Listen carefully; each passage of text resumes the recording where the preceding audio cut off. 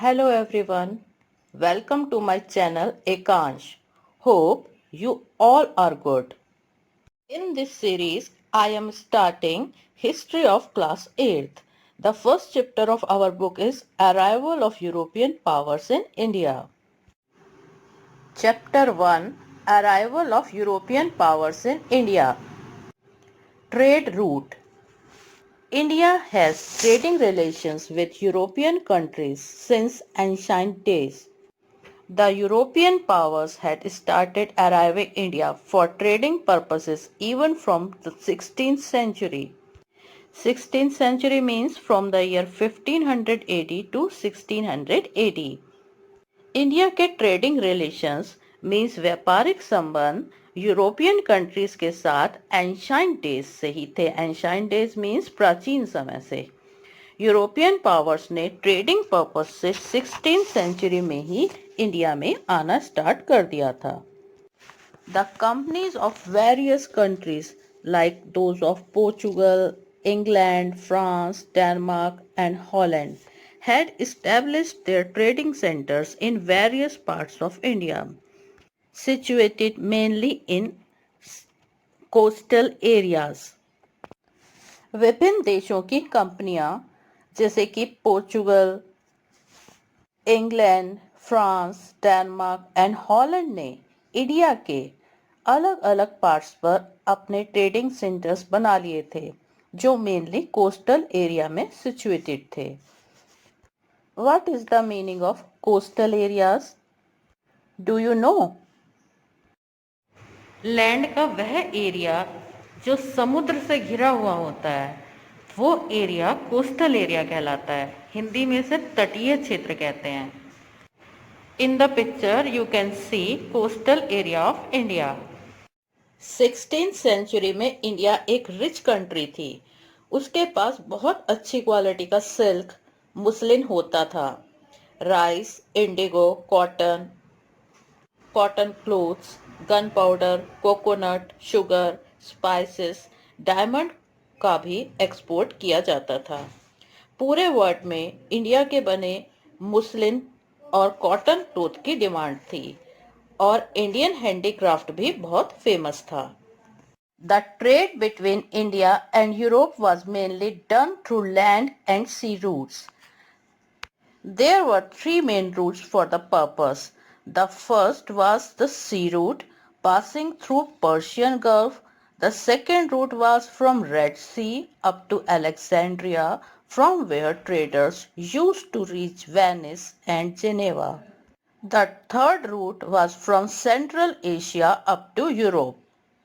India और Europe के बीच trade mainly land और सी रूट से किया जाता था. इस पर्पस से तीन मेन रूट थे. फर्स्ट उसमें सी रूट था जो पर्शियन गल्फ से पास होता था.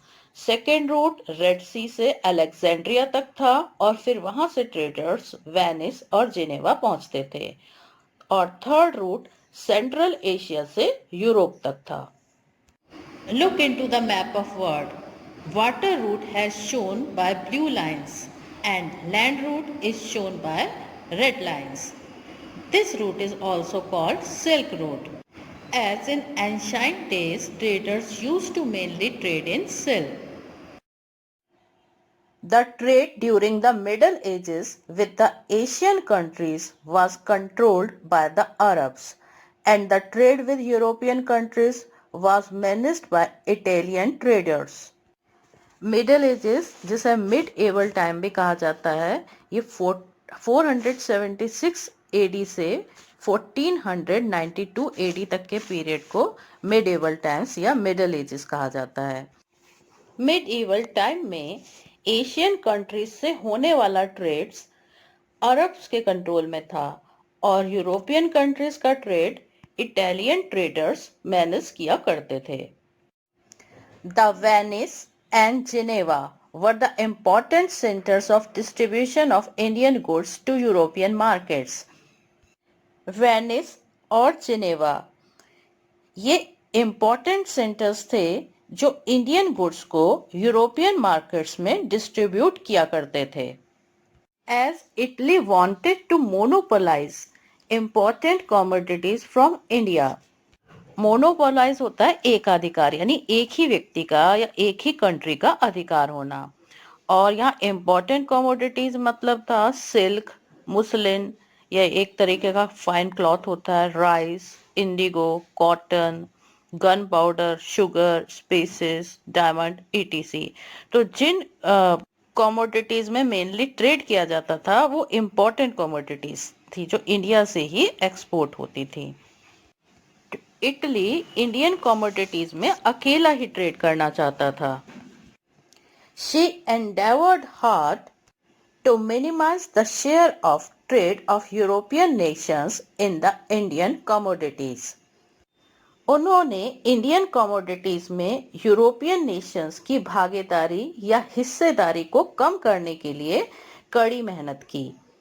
endeavored मीन्स मेहनत, या हम इसे प्रयास भी कह सकते हैं। कड़ी मेहनत की, endeavored hard.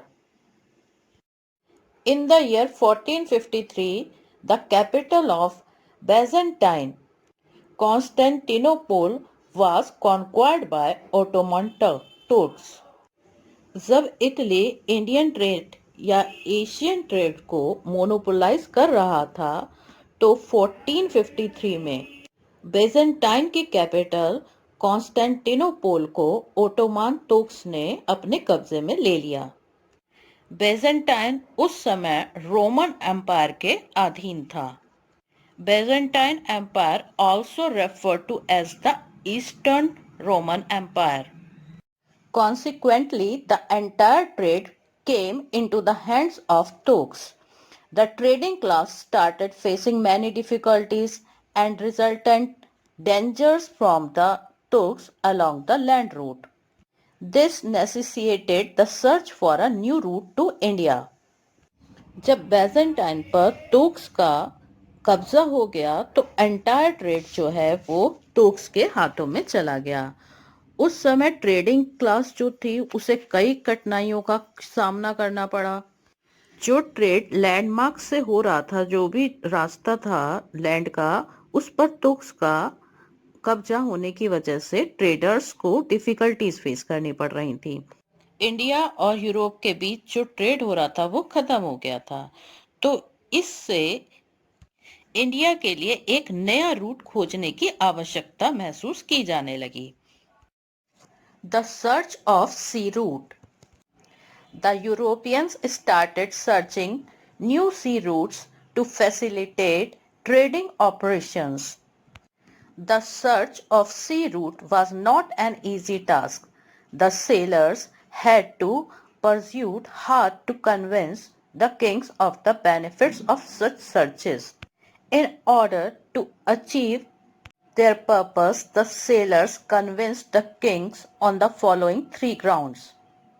यूरोपियंस ने ट्रेडिंग ऑपरेशन की सुविधा के लिए, फैसिलिटेट के लिए नए समुद्री मार्ग की खोज शुरू कर दी। सी रूट की खोज करना यानी उसे सर्च करना एक इजी टास्क नहीं था। सेलर्स को ऐसी खोजों के बेनिफिट समझाने के लिए राजाओं को मनाने में बहुत मेहनत करनी पड़ी। दे persuaded hard to convince the kings.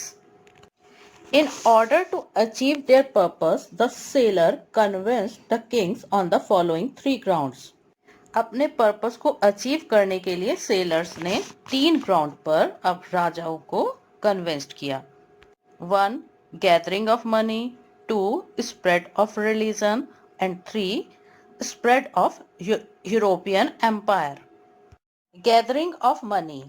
Encashment of income for royal treasury was highly possible.